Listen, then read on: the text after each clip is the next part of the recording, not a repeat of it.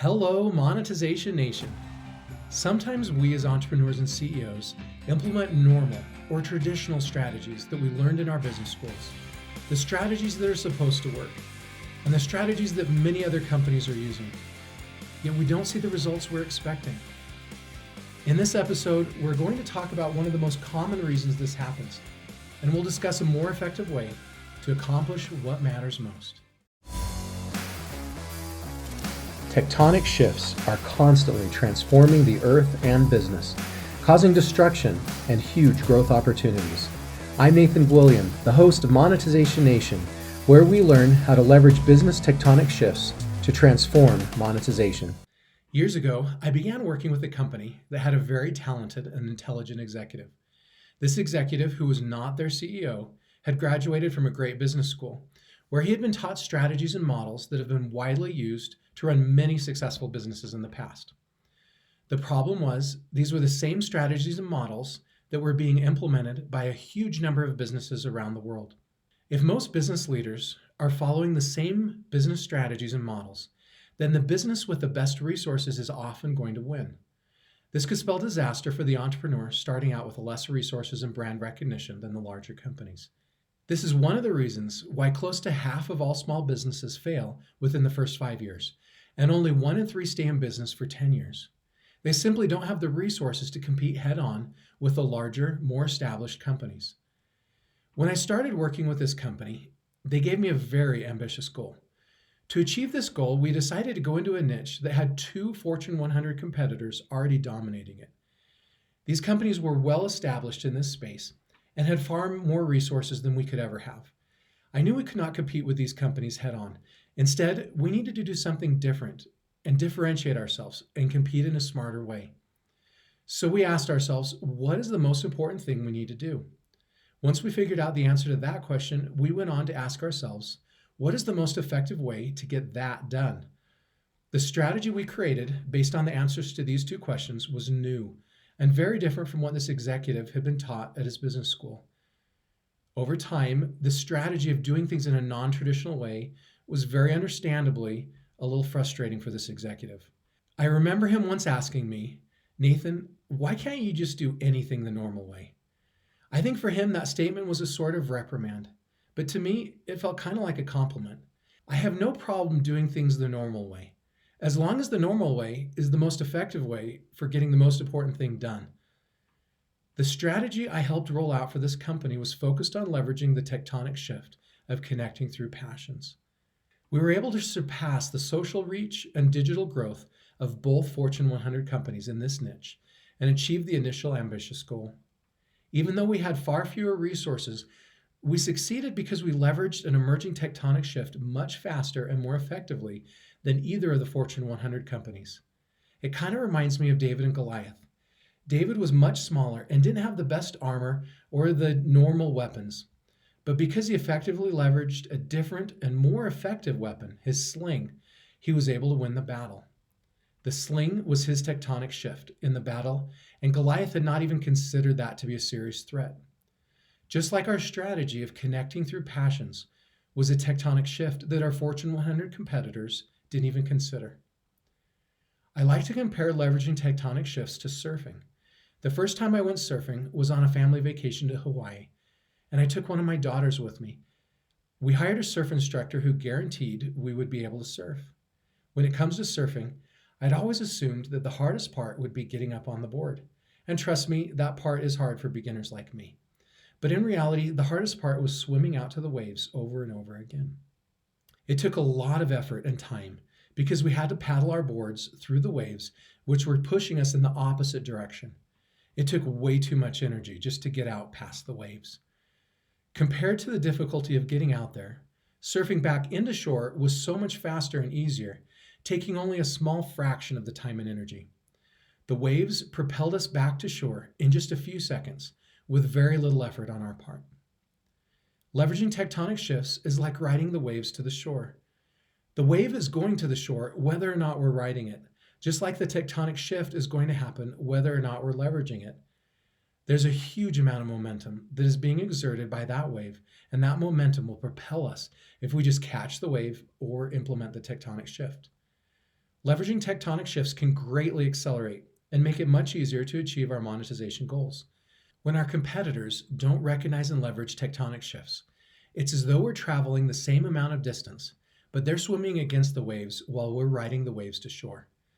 Tectonic shifts can empower smaller companies with less resources to compete with and maybe even beat the more established competitors and arrive at their desired destinations much faster.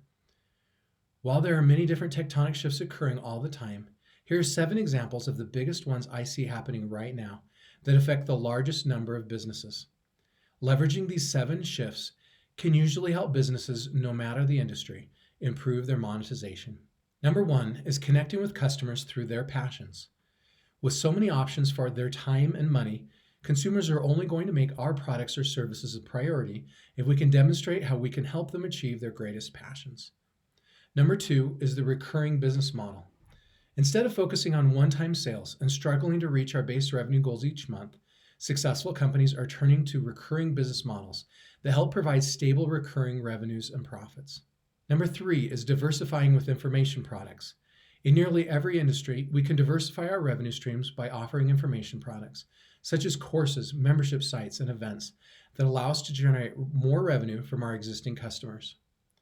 Number 4 is building skyscrapers on land we own. This is the concept of building our own platforms, such as our own blog, email list, or membership site, which helps us to be masters of our own destinies. Number 5 is optimizing through funnels. As we effectively create funnels in our advertising, our sites, and our email communications, we can improve the conversion rates of our potential customers. Number 6 is bridging the credibility gap. Most of our potential customers don't trust what we say about ourselves. So we have to find more credible and effective ways to communicate with our customers. Number 7 is engaging through video. Mark Zuckerberg called video a megatrend on the same magnitude as mobile. There are so many ways we can use video to market more effectively to our potential customers and achieve better engagement. So don't be a commodity. When we sell commodities, there's nothing setting us apart from our competitors. We end up competing entirely on price, which just means the profit margins evaporate and nobody makes much money. A good example of commodity pricing that is well known to me is potatoes. Because of the soil and weather where I live, Idaho farmers are famous for growing some of the best potatoes on earth.